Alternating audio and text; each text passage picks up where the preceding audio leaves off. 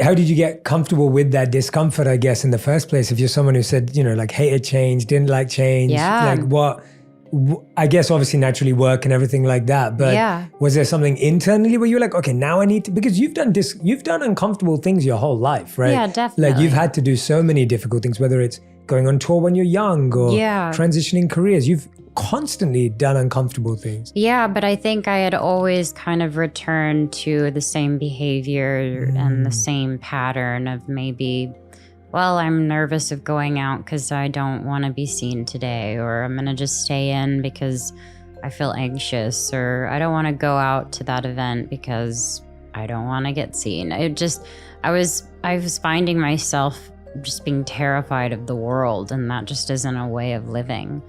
And it's easy to go do a job because, well, I'm with a bunch of people, they help me look good, I do my job, I smile, and I'm done.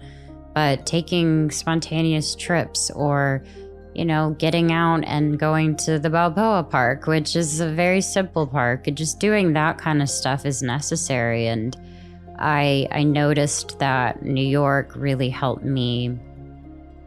It just really opened me up.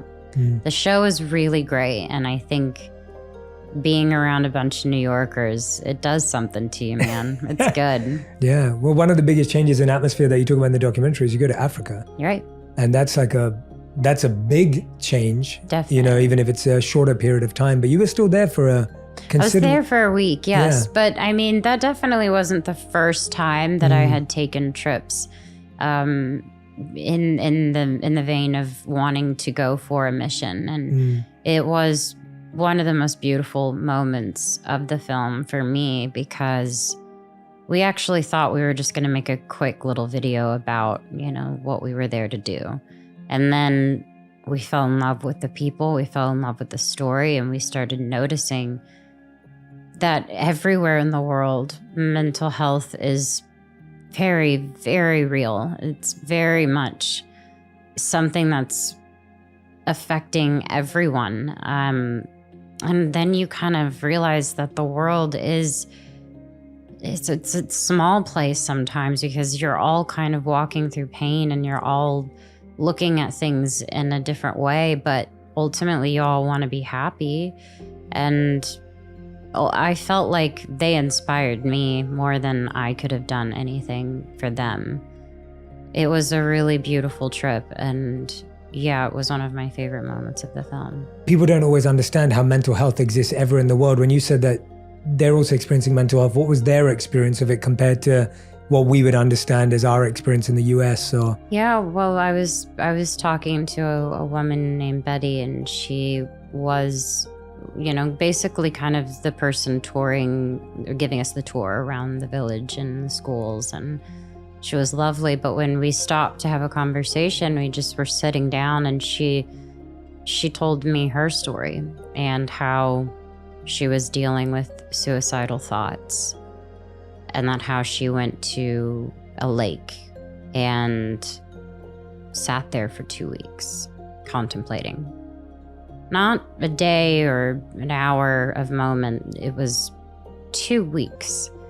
And that was something that I felt floored by, because that's different. Obviously, we can have those thoughts, but she dismissed herself from everyone, and she had to find it with herself, when so many people don't need to walk through that alone, but she did. And she did it well, and she's proud of it. And now she is in an incredible school, and she is going to grow up to be the best influence for her village, for her sisters, for everyone that she's around. That's so special. And I'm just having those conversations with someone from across the world. It's mind-blowing. You don't really know what people are walking through until you do stop and have a conversation. 2 weeks. Can't imagine that feeling, what you must be walking through for 2 weeks to just be sitting there. And did she feel the same, from your deeper conversation with her, did she feel the same feeling that a lot of people do here, where it's like, I don't know who to talk to, and I don't know who to open up to, and I don't know who to trust? She thought that she needed to be everything for her family, and she felt like she was letting them down. Same thing of not feeling good enough, not feeling like her being there would even be helpful. And